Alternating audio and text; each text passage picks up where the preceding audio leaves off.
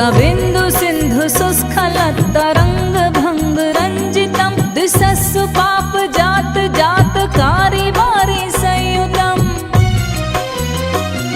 कृतान्त दूत काल भूत भीतिहारि वरमदे त्वदीय पाद पंकजं नमामि देवी नर्मदे